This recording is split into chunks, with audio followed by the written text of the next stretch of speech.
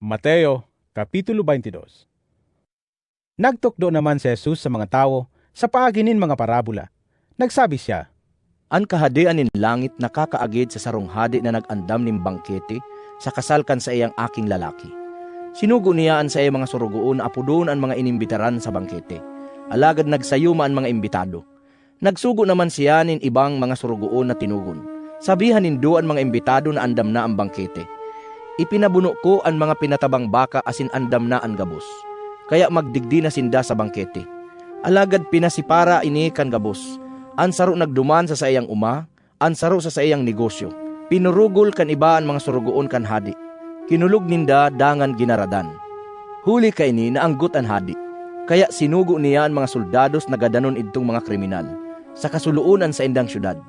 Dagan ipinaapod niyaan sa iyang mga surugoon asin sinabihan, Andam na ang sakong bangkete, alagad ang mga imbitado bakong maninigo ka ini.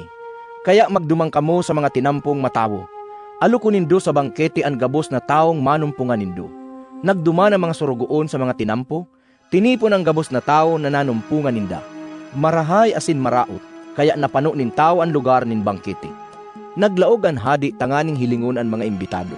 Nahiling niya na may sarong tao na dai nakasuklot nin gubing sa pakikinasal.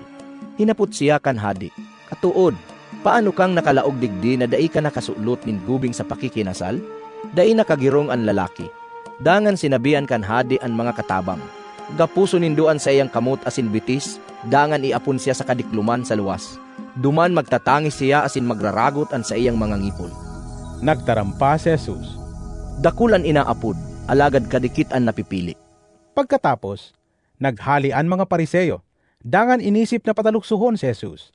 Kaya pinadumaninda kay Jesus ang sa indang mga disipulo, kaiba ang nagkapirang tauhan ni Herodes. Nagsabi ang mga ini, Maestro, arami na bako kang putikon? Talagang itinutukdo mo ang kabuutan ng Diyos. Dai kang pinapalain na tao, taday mo tinatauanin halaga kung ano ang katungdaninda. Kaya ano ang masasabi mo? Tugot daw sa satuyang katugunan na magbayad kita nin buhis kay Cesar o dai?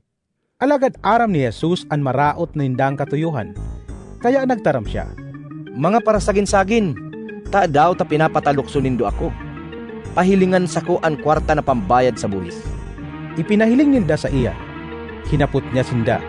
Kisay ining lalawgon asin ining nakasurat na ngaran. Nagsimbag sinda. Ki Cesar. Sinabihan sinda ni Jesus, Kunsiring, itaon nindo ki Cesar an ki Cesar, asin sa Dios an sa Dios. Napangalasinda kan madangog ini asin nagharali. Kan aldaw man sa nang ito, may nagduman kay Jesus ng mga Saduseyo na nagsasabing mayo nin pagkabuhay liwat. Hinapot ninda si Jesus, Maestro, nagsabi si Moises na kun an agum na lalaki magadan na mayong aki, kaipuhan agumon kan tugang niya ang balot tanganing magkaaki sinda para sa nagadan niyang tugang. Ngunyan, iguang pitong magturugang na lalaki na nag-erok digdi ka ito. An matuan nag-agum, alagad nagadan na mayong aki, kaya nawalat an balo na inagum ka nagsunod niyang tugang.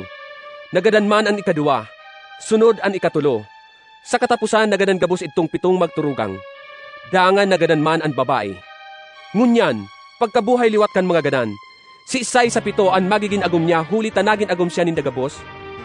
nagsimbag si Jesus, Sala nanggad kamo, huli ta din nindo nasasabutan ang mga kasuratan ni ang kapangyarihan nin Diyos.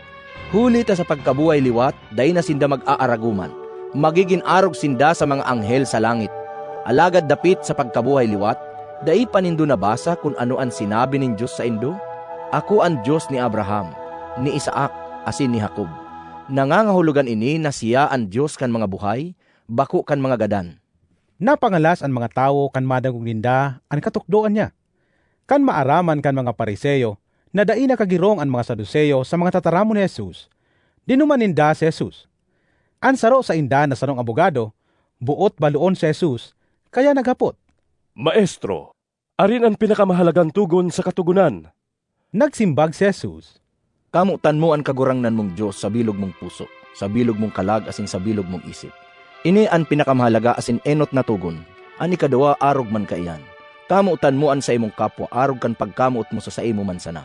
Ang bilog na katugunan ni Moises saka ang mga katukduan kan mga propeta napapasikad sa duwang tugon na ini. Mantang nagkakatiripon ang mga Pariseyo, hinapot sinda ni Jesus, Ano ang paghuna nindo dapit sa Kristo? Kaysay siyang aki? Nagsimbag sinda. Ki David, Nagsabi si Jesus, Kung siring, ta daw ta inapod siyang kagurangnan ni David, kan pasabungan ini kan Espiritu Santo. Huli ta nagsabi si David, an kagurangnan nagsabi sa sakong kagurangnan, tumukaw kadigdi sa tuo ko, sagkud nan mga kaiwal mo gibuhon kong tungtungan kan mga bitis mo. Kung kagurangnan an apod sa iya ni David, paano siyang maging aki ni David?